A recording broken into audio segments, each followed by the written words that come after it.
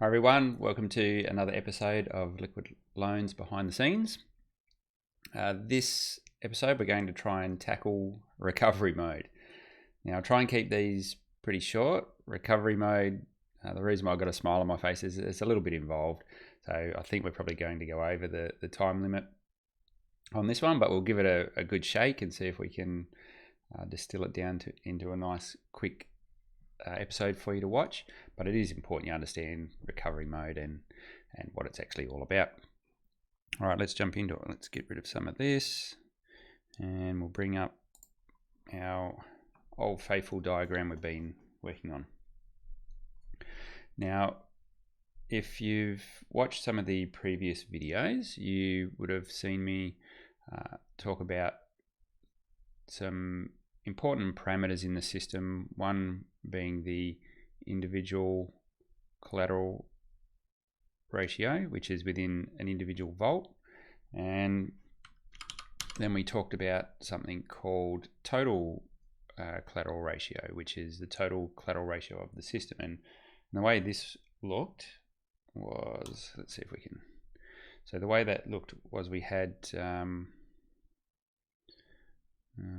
on, let me just get out of here. In our system, we know we have more than one vault. So we have multiple users setting up these vaults. And we said if the system is looking across all of these vaults within the system, so that includes this one, this one, this one, this one, and they're all got different collateral ratios. So this one might be set to 111, this one could be set to 120, this one could be 200, and this one might be 112.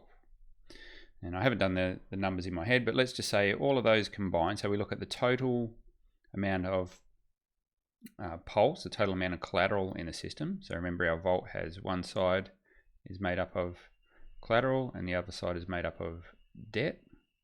So if the total collateral in the system versus the total debt in the system gets to a ratio where it's less than, so equal to or less than 150%, then the system goes into what is known as recovery mode. So this is not a great state for the system to be in. You don't want it to be in this system. When it gets into this state, it needs to do something to incentivize the participants of the system to bring the state back into a natural equilibrium and get it above the 150% total collateral ratio. So this is the figure we're referring to here is the TCR. Okay, so we want the total collateral ratio to be above 150% ideally. If it's not, the system needs to take action. All right, so let's have a look at some of the actions the system takes. So let's jump across to this graphic. Okay, a lot of information here. Let's break it down. So we've just said just bear with me 1 second. Okay, we've just said, so recovery mode of operation is only entered into when we get to 150% total collateral ratio. Now let's have a look at what actually happens. So if we enter recovery mode, so the TCR has fallen below 150%, and if you have a vault where its individual collateral ratio is less than or equal to 100%, so for whatever reason the amount of collateral in the ratio has fallen to below 100% of the debt that's in that vault, then there's a particular action that takes place, and so an individual vault is less than 100% collateral ratio, then what happens is the pulse, so remember each vault has some pulse and some USDL in there, and in this instance it's fallen to 100% or below. So what happens is the pulse in that vault and the USDL in that vault is actually distributed out, so it's what we call redistributed to every other vault holder, and I believe it's done on a ratio on how much collateral you have in the system. Okay, so if you held a certain amount of collateral in your system, it would be a certain percent of the total collateral in the system. So you would get that same percent of redistribution of both the pulse and of the USDL. So it would get redistributed out across all the existing vaults. And what that does is it just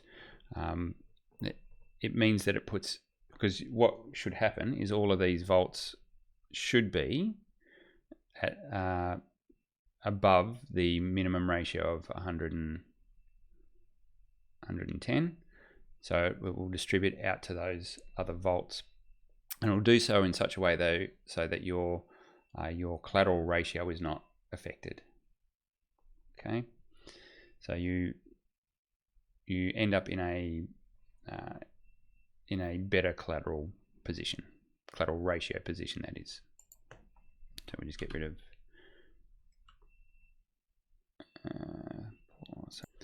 okay,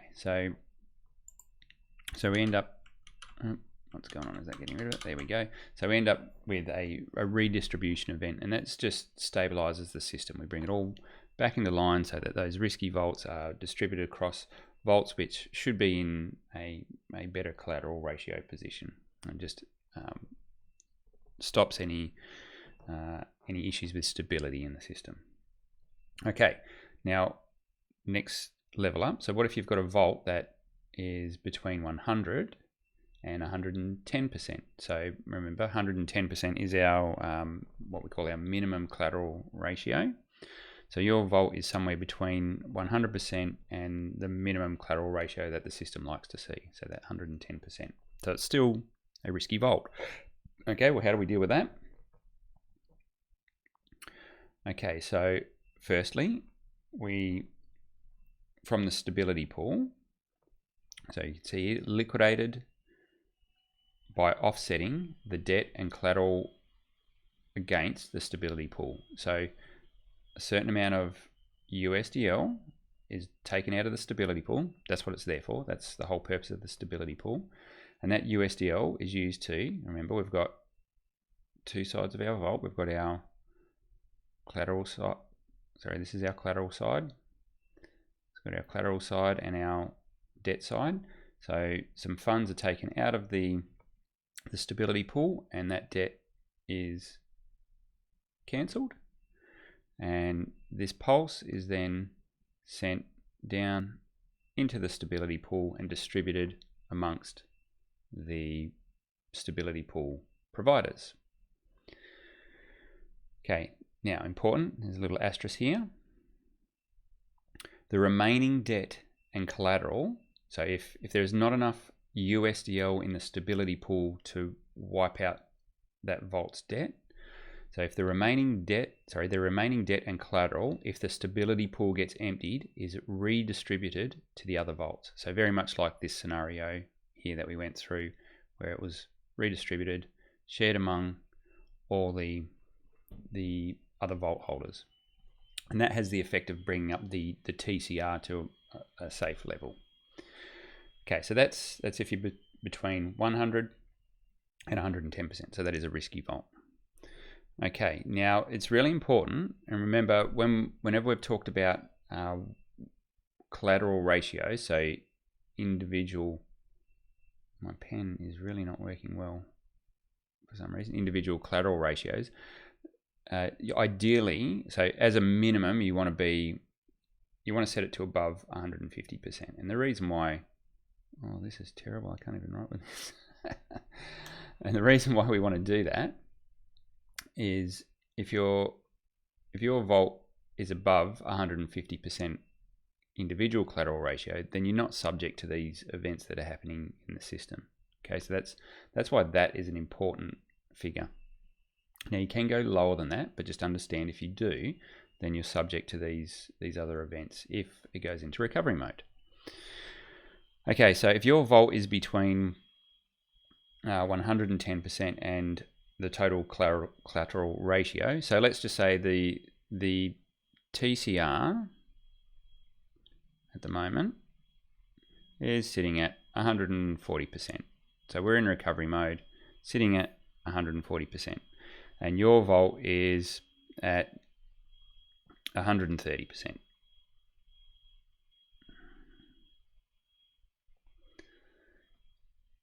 Okay, so you're in between 110%, which is the minimum collateral ratio, and the total collateral ratio of the system as it stands. So you're sitting at 130%. So you fall into this category here. So if you're between 110% and the TCR, you get liquidated by offsetting the debt and collateral against the stability pool, while the liquidated capital is capped at 110% of the debt. Okay, so let's have a look at this. So same thing, we take some funds from the stability pool, get sent out. That's what the stability pool is there for. We've got our pulse side, so our collateral side, and our USDL or our debt side. So the funds come in here, the USDL is used to cancel that debt out. Any pulse that was there as collateral is sent over to the stability pool and shared between the stability pool providers. So very much like we do in normal mode operation when things get liquidated. However, it is capped at 110% of the debt ratio. So even though this wasn't technically a risky vault, when we're in recovery mode, we need to do anything we need to on the lower end vaults to bring up the total collateral ratio to that safe 150% level. So that's why this vault has fallen into this category. However, it doesn't take all the collateral. It limits the collateral liquidation to 110% of the debt. So the remaining portion goes into a pool where the owner of the vault can come in and claim that at any point in time. Now, the example I've used here, we said that was at 140 and this is 130. So you'd end up with what, 20% back. Okay, in this example, actually in the graphic, the TCR, what is that, 148 minus the 110 cap, left in this graphic 38% in the left over for the vault owner to come and claim back whenever they choose. Okay, so that's pretty much the nuts and bolts of what happens in recovery mode. Now, a few interesting points we need to cover over here. Okay, so during recovery mode, it is not possible to increase the debt of existing vaults. So regardless of your vault you have, if we're in recovery mode, if any vault was to increase their debt, that would lower this TCR. So you don't want to do that. So you don't want to have a vault increase its debt. Okay, it is also not possible to retrieve collateral from an existing vault. Why? Well, it would have the same effect. If you remove the collateral, then the amount of collateral as in relation to in the ratio to the debt would have a negative impact on the TCR. So you can't do that.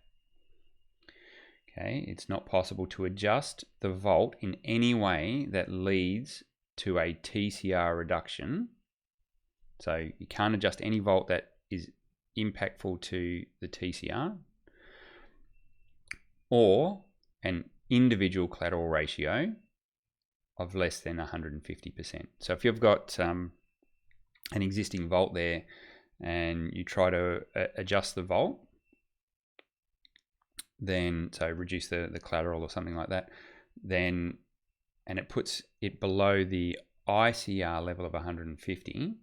Remember, the minimum is normally 110, but we're in recovery mode. So if you would do any sort of adjustment that puts it below 150, you just can't do the operation. And obviously, more importantly, you can't create a new vault. So this is the fourth thing. You can't create a new vault with an ICR less than 150.